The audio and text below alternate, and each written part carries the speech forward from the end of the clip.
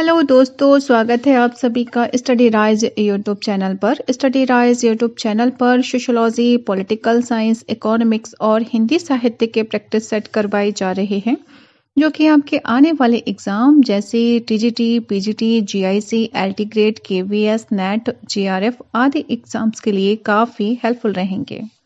तो चलिए फिर शुरू करते हैं आज का वीडियो। आज का क्वेश्चन है क्वेश्चन नंबर 41। SPSS का पूर्ण प्रारूप है, तो इसका क्या पूर्ण प्रारूप है वो हमें बताना है। तो इसमें ऑप्शन में है statistical package for social sciences, B है special package for social sciences, C है statistical program in social sciences, या फिर डी है systematic program in social sciences. तो राइट आंसर क्या होगा? SPSS का पूर्ण प्रारूप है वो है statistical package for social sciences, यानी कि ए ऑप्शन इसका राइट आंसर होगा। नेक्स्ट है क्वेश्चन नंबर 42। जब उत्तरदाता फॉर्म में प्रेषित प्रश्नों की सूची को स्वयं भरता है तो उसे कहते हैं, तो उसे क्या कहा जाएगा? जब एक उत्तरदाता फॉर्म में प्रेषित जो प्रश्न होते हैं उसकी सूची को स्वयं भरता है तो वो कही जाएगी, क्या कही जाएगी? अनुसूची, डाक प्रश्नावली, प्रश्नावली या फिर साक्षात्कार अनुसूची। तो इसका जो राइट आंसर होगा वो होगा प्रश्नावली, यानी कि सी ऑप्शन राइट आंसर होगा। साधारणतया किसी विषय से संबंधित शोध में लोगों से सूचना प्राप्त करने के लिए बनाई गई प्रश्नों की सुव्यवस्थित सूची को क्या कहा जाता है? प्रश्नावली कहा जाता है। क्या कहते हैं? प्रश्नावली। तो शोधकर्ता इसे डाक के माध्यम से उत्तरदाताओं को भेजते हैं और उत्तरदाता उसे पढ़कर, समझकर और उसमें पूछे गए प्रश्नों के उत्तर भरकर पुनः डाक से शोधकर्ता के पास भेज देता है। तो राइट आंसर होगा ऑप्शन नंबर सी, प्रश्नावली, क्वेश्चन आर। नेक्स्ट है क्वेश्चन नंबर 43। वह पद्धति जिसमें प्रश्नों का उत्तर स्वयं उत्तरदाताओं द्वारा लिखा जाता है कहलाती है। तो क्वेश्चन रिपीट हो गया, आपको बताइए आंसर क्या होगा। इसमें देखो साक्षात्कार, प्रश्नावली, अनुसूची, वैयक्तिक अध्ययन। तो राइट आंसर क्या होगा? ऑप्शन नंबर बी, प्रश्नावली। नेक्स्ट है क्वेश्चन नंबर 44। निम्नलिखित में से कौन एक सामाजिक अनुसंधान की गणनात्मक पद्धति है? तो कौन सी है गणनात्मक पद्धति? मौखिक इतिहास, वंशावली, प्रश्नावली, जीवन इतिहास। तो इसका जो राइट आंसर होगा कि सामाजिक अनुसंधान की गणनात्मक पद्धति है तो वो कौन सी है? प्रश्नावली। क्या होगा? प्रश्नावली, यानी कि सी ऑप्शन राइट आंसर होगा। नेक्स्ट है क्वेश्चन नंबर 45। किसने कहा है कि साक्षात्कार समान भागीदारों के बीच वार्तालाप नहीं है? अब ये डेफिनेशन किसकी है? तो ऑप्शन में है सी, सेल्टिज, स्टीनर क्वाली, आर बर्जेस या फिर कार्ल पॉपर। तो राइट आंसर होगा इसमें कि साक्षात्कार समान भागीदारों के बीच वार्तालाप नहीं है। तो ये कहा है स्टीनर क्वाले ने। किसने कहा है? स्टीनर क्वाले ने। तो बी ऑप्शन इसका राइट आंसर होगा। स्टीनर क्वाले ने कहा है कि शोध साक्षात्कार को एक पेशेवर वार्तालाप के रूप में परिभाषित किया गया है क्योंकि यह समान भागीदारों के बीच वार्तालाप नहीं है, क्योंकि इसका उद्देश्य प्रतिभागी से जानकारी प्राप्त करना होता है। तो इसका बी ऑप्शन राइट आंसर होगा। नेक्स्ट है क्वेश्चन नंबर 46। सामाजिक सर्वेक्षण के लिए तथ्य संकलन की कौन सी पद्धति प्रयोग में लाई जाती है? तो कौन सी पद्धति प्रयोग में लाई जाती है? ऑप्शन में है प्रश्नावली तथा संरचित साक्षात्कार, बी है असहभागी अवलोकन तथा प्रश्नावली, सी है अवलोकन तथा प्रश्नावली और डी है असंरचित साक्षात्कार। तो इसका जो राइट आंसर होगा कि तथ्य संकलन के लिए कौन सी पद्धति प्रयोग में लाई जाती है तो वो होगी प्रश्नावली तथा संरचित साक्षात्कार, यानी कि ए ऑप्शन राइट आंसर होगा। ठीक है, प्रश्नावली के द्वारा या फिर साक्षात्कार के द्वारा हम तथ्यों का संकलन कर सकते हैं। नेक्स्ट है क्वेश्चन नंबर 47। तथ्य संकलन की किस विधि का प्रयोग अशिक्षित जन समुदाय में नहीं किया जा सकता? तो इसमें देखो ऑप्शन में प्रश्नावली, सहभागी अवलोकन, असहभागी अवलोकन, साक्षात्कार। तो क्या पूछा था इसमें कि तथ्य संकलन की किस विधि का प्रयोग अशिक्षित जन समुदाय में नहीं किया जा सकता? जो लोग अशिक्षित हैं, जो लोग पढ़े लिखे नहीं हैं, तो वो कौन सी विधि को नहीं कर सकते? तो इसमें A option he right answer हो जाएगा, क्योंकि प्रश्नावली क्या है? एक व्यक्ति द्वारा भरी जाती है, तो ए ऑप्शन इसका राइट आंसर होगा।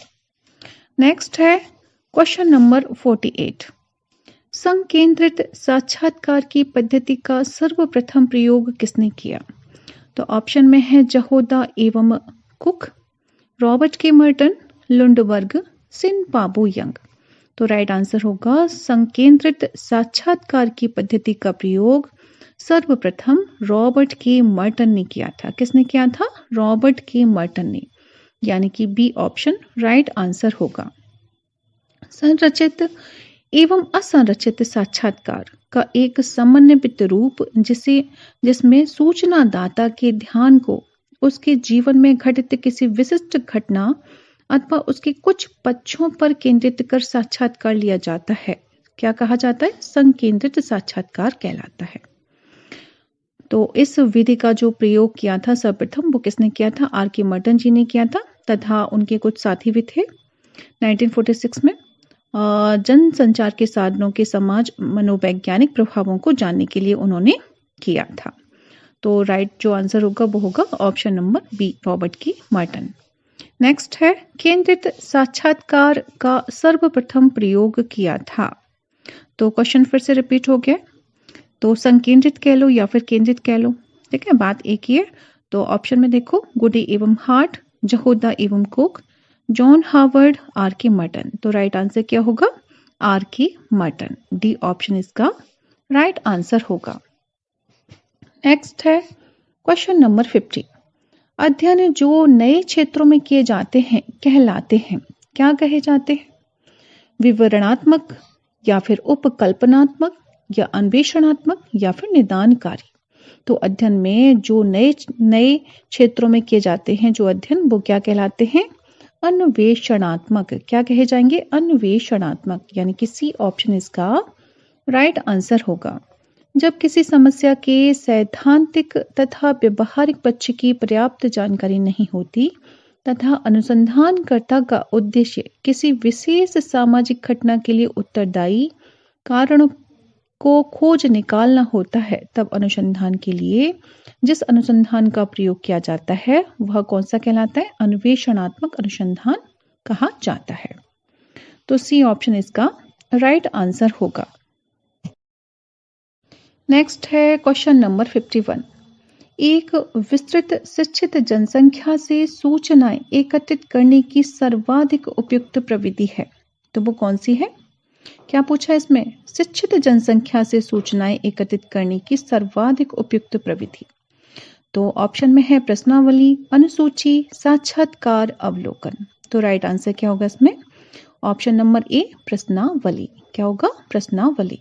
यदि एक विस्तृत शिक्षित जनसंख्या से सूचनाएं एकत्रित करनी हो तो सर्वाधिक उपयुक्त प्रविधि कौन सी कहलाएगी? प्रश्नावली कही जाएगी। नेक्स्ट है क्वेश्चन नंबर 52। साक्षात्कार के दौरान साक्षात्कार निर्देशिका किसके द्वारा उपयोग में ली जाती है? तो किसके द्वारा ली जाती है? साक्षात्कार दाता के द्वारा या फिर साक्षात्कारकर्ता के द्वारा या विभिन्न लोगों के द्वारा या दोनों, यानी ए और बी के द्वारा। तो इसका जो राइट आंसर होगा कि साक्षात्कार के दौरान साक्षात्कार निर्देशिका किसके द्वारा प्रयोग की जाती है? तो वो की जाती है साक्षात्कारकर्ता के द्वारा। किसके द्वारा? साक्षात्कारकर्ता के द्वारा, यानी कि बी ऑप्शन इसका राइट आंसर होगा। साक्षात्कार के दौरान साक्षात्कारकर्ता या साक्षात्कार अधिकारी के पास साक्षात्कार निर्देशिका होती है जिसका उपयोग करके साक्षात्कारकर्ता साक्षात्कार करता है। ठीक है, नेक्स्ट है क्वेश्चन नंबर 53। साक्षात्कार निर्देशिका साक्षात्कार के दौरान किसके द्वारा प्रयोग में ली जाती है? तो क्वेश्चन रिपीट हो गया इसमें। तो आपको पता ही इसका आंसर क्या होगा, उत्तरदाता या साक्षात्कार अधिकारी या फिर सारणीकार या सांख्यिकी विधि। तो राइट आंसर क्या होगा, ऑप्शन नंबर बी, साक्षात्कार अधिकारी के द्वारा। क्या होगा, साक्षात्कार अधिकारी के द्वारा। तो बी ऑप्शन इसका राइट आंसर होगा। नेक्स्ट है क्वेश्चन नंबर 55।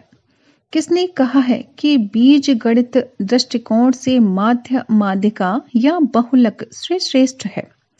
तो कौन सा है? तो ये किसने कहा है, C.A. मोजर ने या E.W. वर्गेस ने या गुडी एवं हॉट ने, P.V. यंग ने या फिर। तो ये जो कहा है कि बीज गणित दृष्टिकोण से माध्य माध्यिका या बहुलक से श्रेष्ठ है, तो ये कहा है P.V. यंग जी ने। किसने कहा है, P.V. यंग जी ने, यानी कि डी ऑप्शन इसका राइट आंसर होगा। P.V. यंग ने कहा है कि बीज गणित दृष्टिकोण से माध्य माध्यिका या बहुलक श्रेष्ठ है। नेक्स्ट है क्वेश्चन नंबर 56। किस विचारक ने कहा है कि साक्षात्कार मौलिक रूप से सामाजिक अंतःक्रिया की एक प्रक्रिया है? तो ये किसने कहा है? तो ये देखो ऑप्शन में पॉमर ने या गुडी एवं हार्ट ने या लुंडवर्ग ने या फिर P.B. यंग ने। तो राइट आंसर क्या होगा कि किस विचारक ने कहा है कि साक्षात्कार मौलिक रूप से सामाजिक अंतःक्रिया की एक प्रक्रिया है? तो वो कहा है गुडी एवं हार्ट जी ने। किसने कहा है, गुडी एवं हार्ट ने। तो बी ऑप्शन इसका राइट आंसर होगा। नेक्स्ट है क्वेश्चन नंबर 57। एक शून्य प्राकल्पना होती है। एक शून्य प्राकल्पना होती है, क्या होती है? ऑप्शन में है अंतर नहीं है की प्राकल्पना, कुछ अंतर है की प्राकल्पना, या फिर सर्वाधिक अंतर है की प्राकल्पना, या औसत अंतर है इसकी प्राकल्पना। तो राइट आंसर क्या होगा, एक शून्य प्राकल्पना होती है, अंतर नहीं है की प्राकल्पना। ठीक है, तो वो क्या कही जाएगी, एक शून्य प्राकल्पना कही जाएगी, यानी कि ए ऑप्शन इसका राइट आंसर होगा। शून्य प्राकल्पना वह होती है जिसके द्वारा दो परिवर्तियों यानी कि वेरिएबल्स के बीच शून्य संबंधों को प्रकट किया जाता है। इसका तात्पर्य है कि किसी प्रकार के संबंध नहीं है या दो परिवर्तियों के बीच किसी प्रकार का अंतर नहीं है। ठीक है, तो ए ऑप्शन इसका राइट आंसर होगा। नेक्स्ट है क्वेश्चन नंबर 58। वह प्राकल्पना जिसका वास्तविक अस्तित्व नहीं होता लेकिन अनुसंधान प्राकल्पना की जांच के लिए प्रयोग की जाती है, उसका नाम है। अब उसका क्या नाम है, देखो ऑप्शन में कार्यकारी प्राकल्पना, शून्य प्राकल्पना, अनुसंधान प्राकल्पना या फिर वैकल्पिक प्राकल्पना। तो इसका जो राइट आंसर होगा वो होगा शून्य प्राकल्पना। क्या होगा, शून्य प्राकल्पना। बी ऑप्शन इसका राइट आंसर होगा।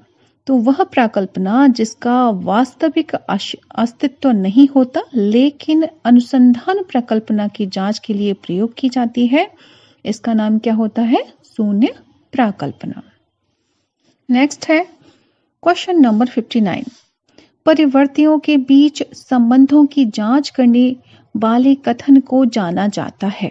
अब उसे क्या कहा जाता है, जो संबंधों के बीच जांच करता है, परिवर्तियों के बीच, वेरिएबल्स के बीच जो संबंध होते हैं उसकी जो जांच करता है, उसे क्या कहा जाता है? तो अनुसंधान प्रश्न या फिर प्राकल्पना या अध्ययन के उद्देश्य या फिर अध्ययन की समस्या। तो उसे कहा जाएगा प्राकल्पना। क्या कहा जाएगा, प्राकल्पना।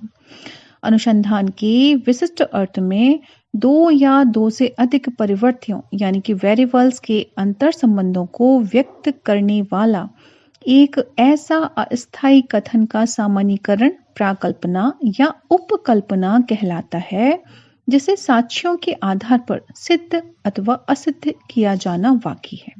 ठीक है, तो इसका बी ऑप्शन राइट आंसर होगा। नेक्स्ट है क्वेश्चन नंबर 60। उस काल्पनिक प्रस्तावना को क्या कहा जाता है जिनकी अनुसंधानकर्ता द्वारा जांच करना अभी शेष है? तो क्वेश्चन रिपीट हो गया है। तो देखो इसमें ऑप्शन में उपकल्पना, सिद्धांत, अनुसंधान या संप्रत्यय। तो राइट आंसर क्या होगा, ऑप्शन नंबर ए, उपकल्पना या फिर प्राकल्पना। ठीक है, यहाँ पे उपकल्पना दे दिया है, ऊपर वाले क्वेश्चन में क्या दिया था, प्राकल्पना दिया था।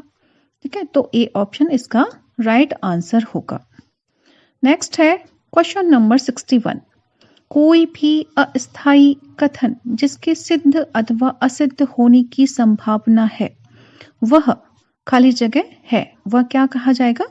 तो ऑप्शन में है उपकल्पना, अवधारणा, सिद्धांत या फिर तथ्य। तो उसे कहा जाएगा उपकल्पना। क्या कहा जाएगा? उपकल्पना। यानी कि ए ऑप्शन इसका राइट आंसर होगा। कोई भी अस्थायी कथन जिसके द्वारा सिद्ध अथवा असिद्ध होने की संभावना है वह क्या कही जाती है? उपकल्पना कही जाती है, हाइपोथेसिस कही जाती है या फिर प्राकल्पना कही जाती है। ठीक है, तो ये वर्ड एक ही है, तो ए ऑप्शन इसका राइट आंसर होगा। तो फ्रेंड्स आज के लिए बस इतना ही, मिलते हैं नेक्स्ट वीडियो में। तब तक पढ़ते रहिए और अपने लक्ष्य की तरफ आगे बढ़ते रहिए। Thanks for watching my video.